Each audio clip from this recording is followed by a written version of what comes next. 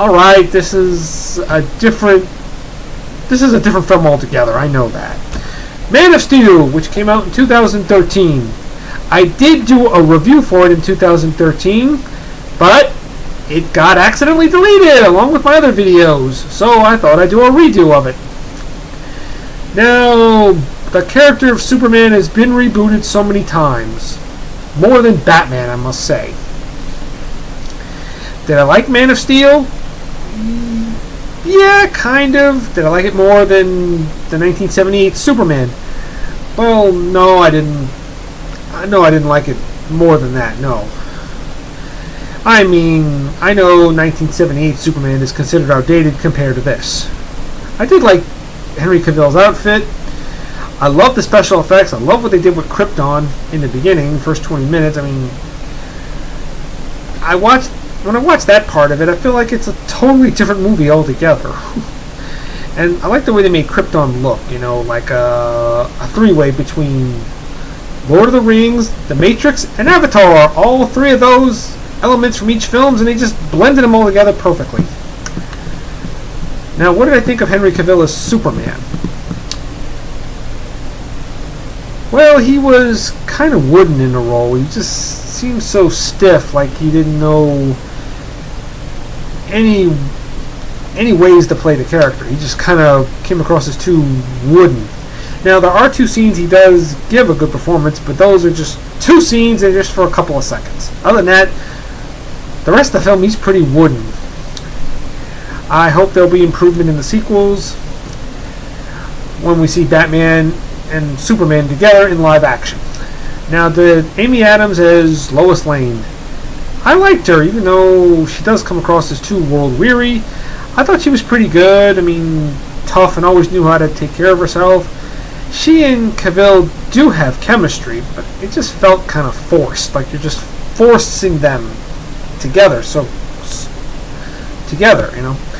And there are scenes that involved her that just didn't make sense. Like the scene where Zod and his crew bring Superman aboard their ship. For some reason, they asked Lois Lane to accompany him. Why? It made no sense. It's never really explained why they wanted Lois Lane on board. Just for the sake of saying she was. Come on board. And Henry Cavill's Superman comes across as kind of reckless. Like when he is fighting the bad guys, it seems like he makes no attempt to protect the people of the city and the disaster it's coming upon them. Okay, Christopher Reeve's Superman was flawed. He was a very flawed character, but at least he made an attempt to protect the innocent people. Heck, even in the Avengers, during their fight in the city, they even made an attempt to protect the innocent people. I didn't feel Henry Cavill's Superman made no attempt, but I'm sure there'll be improvement in the sequels. Now, Lawrence Fishburne as Perry White, I felt he was just kind of there.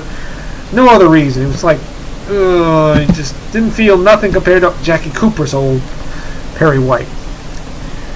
But I did like Michael Shannon as General Zod. I mean, he brought a lot of tragedy to the role. I mean, he just plays a character who didn't start out to want to become the villain.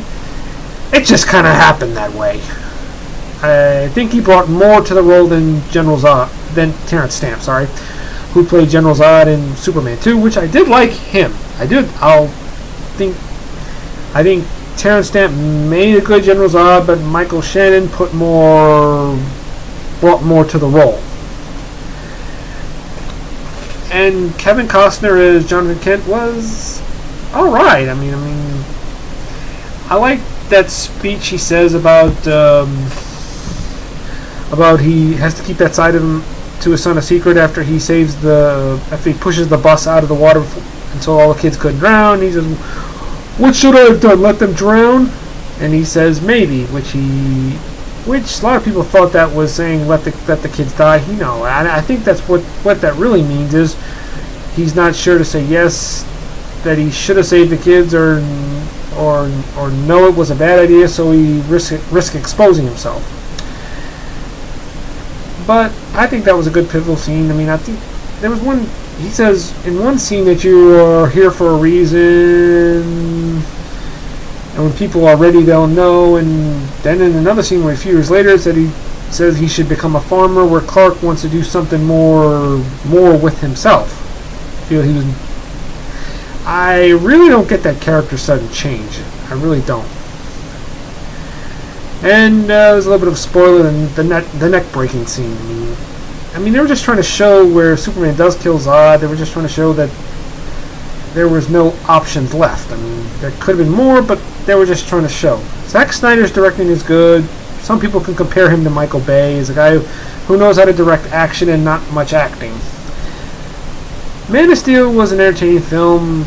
Don't think it was great, but I think it was entertaining, so I give it an 8 out of 10. Bye-bye.